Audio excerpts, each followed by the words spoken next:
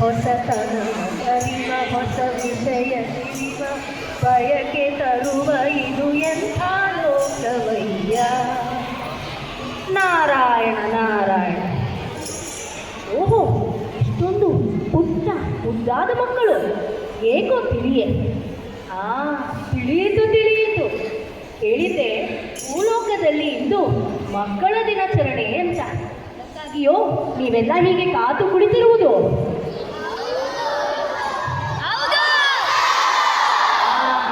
ಇದು ಹಾಗಾದರೆ ನಮ್ಮಲ್ಲೂ ಒಂದು ನಾಟಕ ಇದೆ.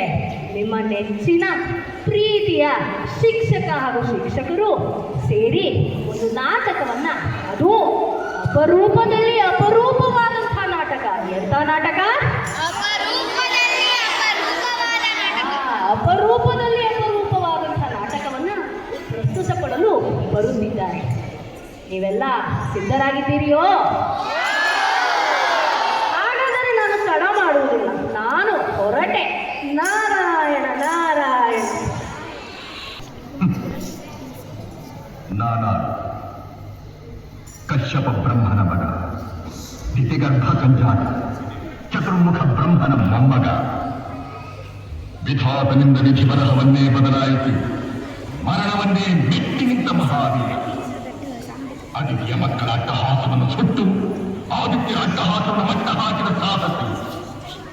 ಅತಲ ವಿತಲ ಸುತಲ ರಸಾತಲ ತಲಾತಲ ಮಹಾತಲ ಪಾತಾಳಗಳನ್ನು ಪಾದದಡಿಯಲ್ಲಿ ತುಳಿದಿದ್ದ ಪರಾಕ್ರಮಶಾಲಿ.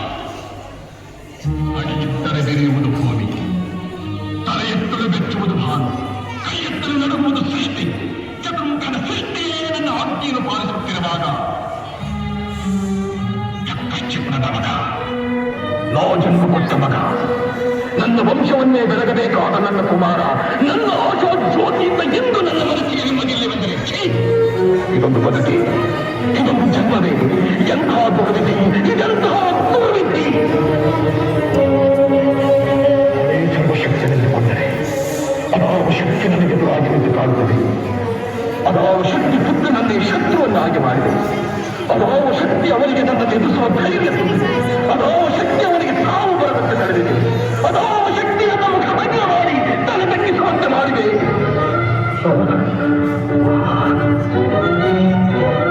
ಅವರೇ ಆ ದುಷ್ಟನೇ, ಆ ನನ್ನ ಕುಲವೈರಿಯಾದ ಹರಿಯೇ ಇದಕ್ಕೆಲ್ಲ ಕಾರಣ. ಎಲ್ಲವೆಲ್ಲವೋ ಹರಿ, ಕಪಟಿ, ವಂಚಕಿ.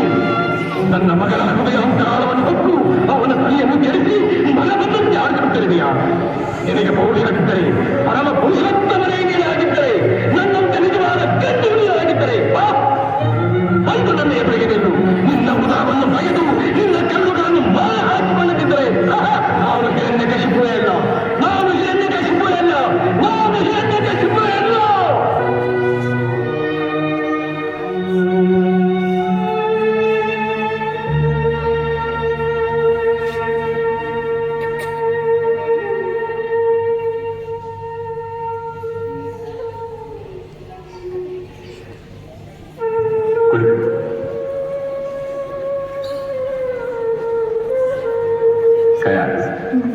ಏನದು?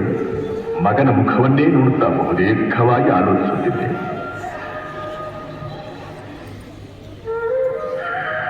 ನನ್ನಿಂದ ನಿನ್ನ ಮನಸ್ಸಿಗೆ ತುಂಬಾ ವೇದನೆಯಾಗಿದೆ. ನಾನು ನಿನಗೆ ಬಹಳ ದುಃಖ ಕೊಟ್ಟೆ.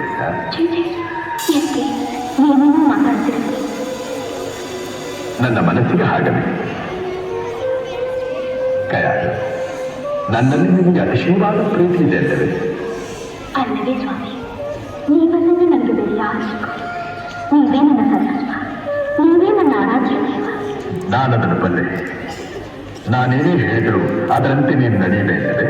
ಓ, ನಿಮ್ಮಾಗಿಯೇ ವಿನಃ ನನಗೆ ಬೇರೆ ಏನಿಲ್ಲ ಸ್ವಾಮಿ. ಪತಿಯ ವಾಕ್ಯವನ್ನು ಪಾಲಿಸಬೇಕಾದ್ದು ಸತ್ಯ ಧರ್ಮ. ನಿಜ ಸ್ವಾಮಿ, ಅದೇ ಅವಳ ಧರ್ಮ. ನಿಜ, ಅದೇ ಅವಳ ಧರ್ಮ.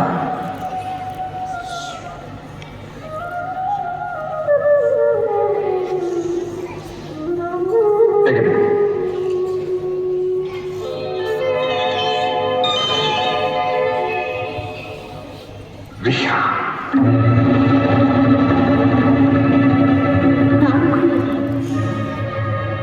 ಇಲ್ಲ, ನಾನು ಹೇಳಿದವರಿಗೆ ಕುಡಿಸಬೇಕು.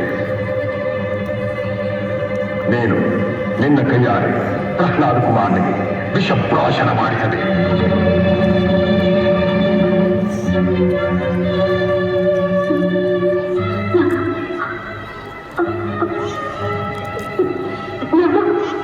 ಹೌದು, ನೀನು ನಿನ್ನ ಕೈಯಾರೆ ಪ್ರಹ್ಲಾದ ಕುಮಾರನಿಗೆ ವಿಷಪ್ರಾಶನ ಮಾಡಿಸಬೇಕು.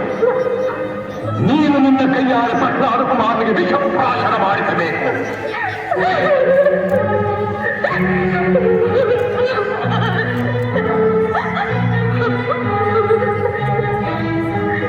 ನೀನು ಪತಿವ್ರತೆ ತಾನೆ, ಪತಿ ಆಜ್ಞೆಯನ್ನು ಉಲ್ಲಂಘಿಸಬಾರದೆ ಮನೆಯಲ್ಲಿ ನಿನಗೆ ತಿಳಿದಿದ್ದು ತಾನೆ. ಹೌದು ಹೌದು, ಪ್ರಹ್ಲಾದನಿಗೆ ವಿಷವನ್ನು ಕುಡಿಸು.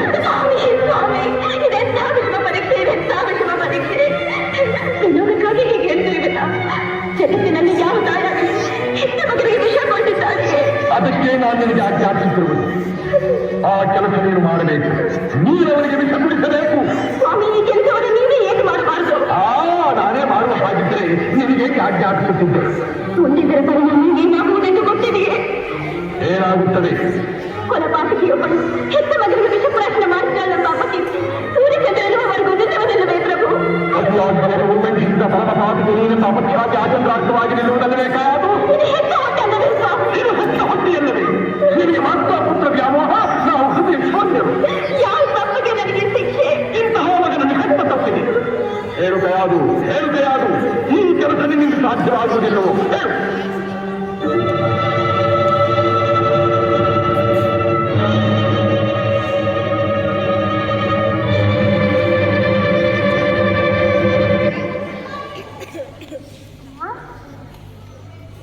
ಅಮ್ಮ,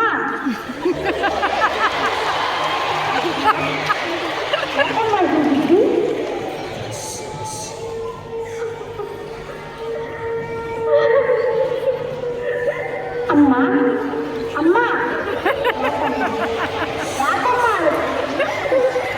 ಹುಟ್ಟಿದ ತಪ್ಪಿಗೆ ನಿನ್ನ ಮಗನನ್ನು ಪಡೆದ ಅಪರಾಧ. ನಾನೇನು ತಪ್ಪು ಮಾಡಿದೆ? ನೀನು ಧ್ಯಾನ ಮಾಡುವುದೇ ತಪ್ಪು. ನೀವು ಯಾರ ಧ್ಯಾನ ಮಾಡಬೇಕು? ನಿಮ್ಮ ತಂದೆಯ ಧ್ಯಾನ. ನಮ್ಮ ತಂದೆ ನಾರಾಯಣನಿಂದ ಬಿಟ್ಟವನೇ, ಅದನ್ನೆಲ್ಲ ನೀವು ಕೇಳಬಾರದು.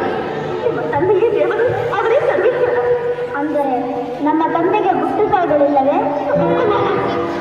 ಹೇಳಮ್ಮ. ಅಮ್ಮ, ಹುಟ್ಟು ಸಾವು ಇಲ್ಲದವನು ಸರ್ವೇಶ್ವರ, ಹಸಿವು ದಾಹ ಇಲ್ಲದವನು ಜಗದೀಶ್ವರ, ಆದಿ ಅಂತ್ಯಗಳಿಲ್ಲದವನು ಲೋಕೇಶ್ವರ, ಸಕಲ ಜೀವಿಗಳನ್ನು ಒಬ್ಬನಾಗಿರುವವನು ಆ ಪರಮೇಶ್ವರ, ಆ ನಾರಾಯಣನೊಬ್ಬನು ಸತ್ಯ. ನನ್ನಷ್ಟು ತಿಳುವಳಿಕೆ ನನಗೆಲ್ಲ ಕಂಡ.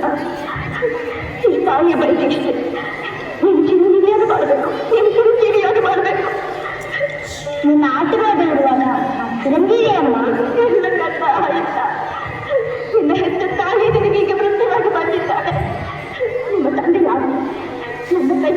ನನ್ನ ಕೈಯನ್ನು ತಾನೇ ವಿಷಪಡಿಸಬೇಕಂತೆ.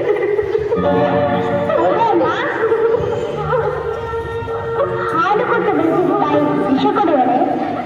ಜನ್ಮ ಕೊಟ್ಟ ತಾಯಿ ಮೃತ್ಯುವಾಗುವಳೆ? ಇಲ್ಲ, ನೀ ಕೊಡುವುದು ಅಮೃತವೇ ಹೊತ್ತು ವಿಷವಲ್ಲ. ಕೊಡಮ್ಮ, ಕೊಡುತ್ತಾಯಿ, ಅಂದೆಯಾಗಿ ಕುಡಿಯುತ್ತೇನೆ.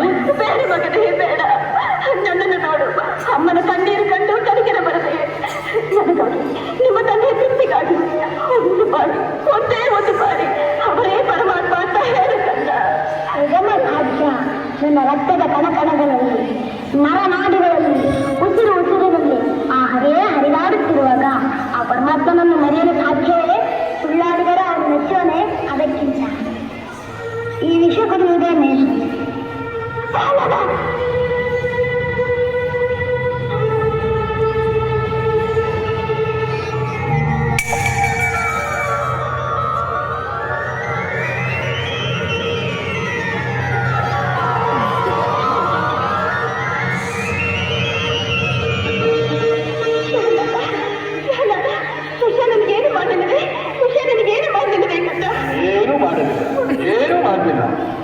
ಬೆಂಕಿ ಸುಡದವನನ್ನು, ಸರ್ಪ ಕಚ್ಚದವನನ್ನು, ಆನೆ ತುಳಿಯದವನನ್ನು, ದಯಾಳು ನೀ ಕೊಟ್ಟ ವಿಷ ಅವನನ್ನು ಕೊಲ್ಲುತ್ತದೆ ಎಂದು ನಾನು ಭಾವಿಸಿದರೆ ನನ್ನಂತಹ ತಿಳಿಗೇಡಿ ಯಾರು ಎಂದು ಸಾಧಿಸಲಿಲ್ಲ.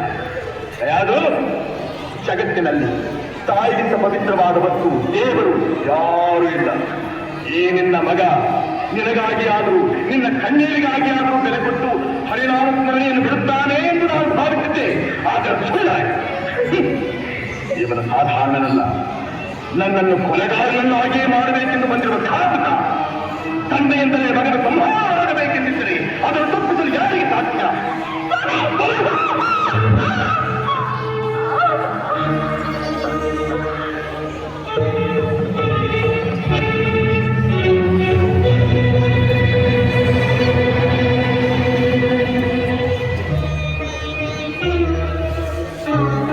ಕುಮಾರ, ಪ್ರಹ್ಲಾದ, ಕಂದ, ಏಕಪ್ಪ ನಿನಗೆ ಹಠ? ಯಾವ ನಿನ್ನ ತಂದೆಯ ಹೆಸರನ್ನು ಕೇಳಿದ ಮಾತ್ರದಿಂದಲೇ ತ್ರಿಮೂರ್ತಿಗಳು ಗಡಗಡನೆ ನಡುಗುವರು. ಹೇಗಿರುವಾಗ ಕಾಣದ ಹರಿಯ ಮೇಲಿರುವ ನಿನ್ನ ಭಕ್ತಿ ಕಣ್ಣೆದುರಿಗಿರುವ ಈ ತಂದೆ ಮೇಲೆ ಏಕಪ್ಪ ಇಲ್ಲ. ಜನ್ಮ ಕೊಟ್ಟ ತಂದೆಗಿಂತ ದೇವೊಬ್ಬ ದೇವನಿರುವನೇ?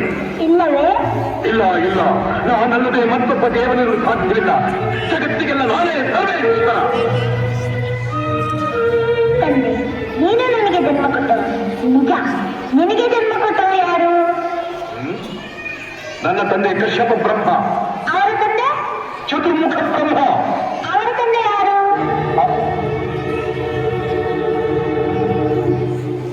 ಏಕೆ ತಂದೆ ಸುಮ್ಮನಾದೆ? ಆ ಬ್ರಹ್ಮನ ತಂದೆ ಯಾರು? ಯಾರಾದ್ರೂ ಇರಲೇಬೇಕಲ್ಲವೇ? ಯಾರು? ಅವನೇ ಶ್ರೀಮನ್ನಾರಾಯಣ. ನುಡಿಯದಿರು ಮತ್ತೊಮ್ಮೆ ಸೀಳುವೆನು ಹರಿಯನು ಮನೋನಿಗೆಯನ.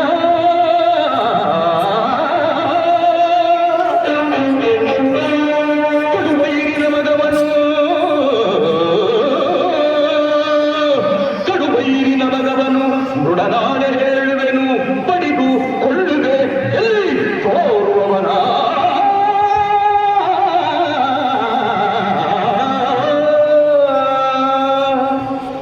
ಆಕಾಶವೇ ವದನ, ಸೂರ್ಯ ಚಂದ್ರರೇ ನಯನ, ಗ್ರಹ ತಾರೆಗಳೇ ಅವನ ಆಭರಣ, ಸಿಡಿಲು ಗುಡುಗೆ ನಗುವು ಬ್ರಹ್ಮಾಂಡರೇ ತನು, ಪಾತಾಳದಲ್ಲಿರುವುದು ಹರಿಚರಣವು. ಸಾಕು, ಬಾಯಿ ಮುಚ್ಚು. ಭಕ್ತಿ ಮುಕ್ತಿನ ಪೊಳ್ಳುಗಳಿಗಳನ್ನಾಗಿ ನಮ್ಮನ್ನೇ ಹೆದರಿಸಿ ಆಗಬೇಕು. ಹರಿ ಹರಿ ಎಂದು ಗಂಟಲು ಹರಿದುಕೊಳ್ಳುವಿಯಲ್ಲ, ಎಲ್ಲಿದ್ದಾರೋ ಆಗಿನ ಹರಿ? ಎಲ್ಲೆಲ್ಲೂ ಇದ್ದಾನೆ. ಸಕಲ ಚರಾಚರ ವಸ್ತುಗಳಲ್ಲಿ ಅವನುಡೇನ ದೊಡ್ಡ ಕಾಸ್ಯಗಳೆಲ್ಲದರಲ್ಲೂ ಇದ್ದಾನೆ. ಅವನೆಲ್ಲದ ಸ್ಥಳವೇ ಅಲ್ಲ.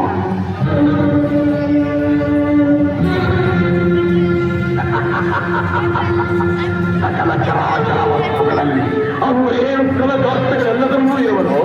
ಇವನು ಈ ಭೂಮಿಯಲ್ಲಿ, ಅಲ್ಲಿಯೂ ಇರುವನು, ಆಕಾಶದಲ್ಲಿ, ಅಲ್ಲಿಯೂ ಇದ್ದಾನೆ, ಬೆಂಕಿಯಲ್ಲಿ, ಅಲ್ಲಿಯೂ ಇದ್ದಾನೆ, ನೀರಿನಲ್ಲಿ, ಅಲ್ಲಿಯೂ ಇದ್ದಾನೆ, ಗಾಳಿಯಲ್ಲಿ, ಅಲ್ಲಿಯೂ ಇದ್ದಾನೆ, ನನ್ನಲ್ಲಿ, ನಿನ್ನಲ್ಲಿಯೂ ಇದ್ದಾನೆ, ನಿನ್ನಲ್ಲಿ, ನನ್ನಲ್ಲಿಯೂ ಇದ್ದಾನೆ.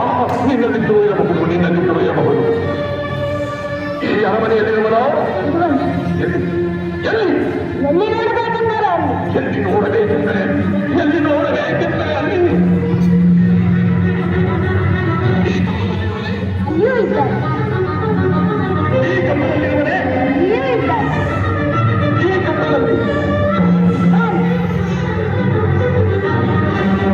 ಈ ಕಂಬದಲ್ಲಿ, ಅಲ್ಲಿಯೂ ಇದ್ದಾನೆ, ಅಲ್ಲಿ, ಅಲ್ಲಿಯೂ ಇದ್ದಾನೆ, ಆ ಕಂಬದಲ್ಲಿ, ಅಲ್ಲಿಯೂ ಇದ್ದಾನೆ, ಈ ಕಂಬದಲ್ಲಿ, ಅಲ್ಲಿಯೂ ಇದ್ದಾನೆ.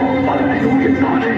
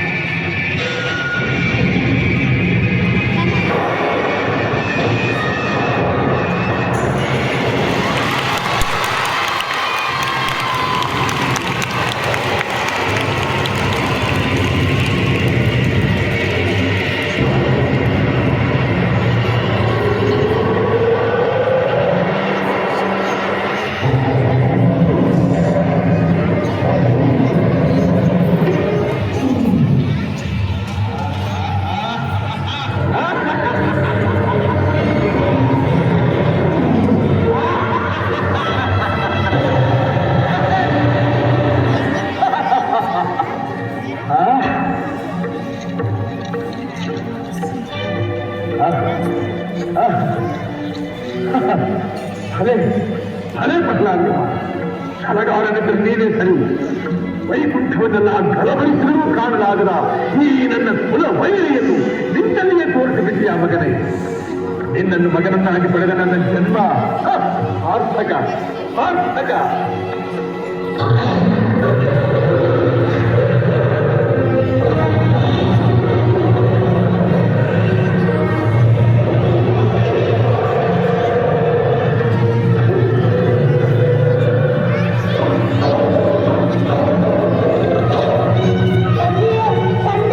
ಭಯಪಡಬೇಡ ಮಗನೇ, ಧೈರ್ಯವಾಗಿ. ಶಿವನ ಮಾಯಾಜಾಲ ನನ್ನ ಮುಂದೆ ನಡೆಯುವುದಿಲ್ಲ. ಕಾಲಿಗೆ ಸಿಕ್ಕ ತಲೆಗೆರೆಯಂತೆ ಸೂರಿ ಬಿಡುತ್ತೇನೆ. ಕಪಟಿ ಮಾಯಾವಿ ಮೋಸಗಾರ ಅಂತಿಯಾಗಿ ಬಂದು ನನ್ನ ತಮ್ಮನನ್ನು ಕೊಂಡೆ. ಈಗ ಈ ಸಿಂಹಕ್ಕೆ ಸಿಂಹವಾಗಿ ಬಂದಿದೆ. ಇಂದಿಗೆ ನಿನ್ನ ಪರಿಸರ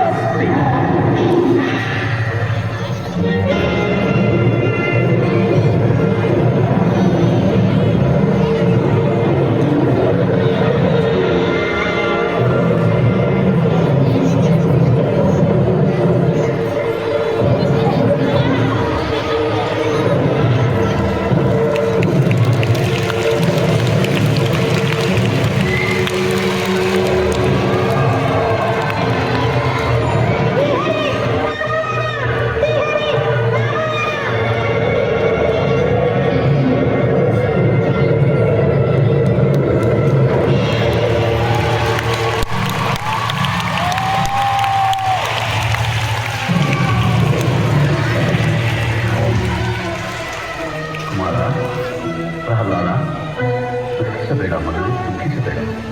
ನಿನಗಾಗಿ ಶ್ರೀಮನ್ನಾರಾಯಣ ಈ ಅವತಾರವೆತ್ತಿದೆ. ನೀನು ಪ್ರಾರ್ಥಿಸಿ ಶಾಂತನಾಗಿದ್ದಾನೆ.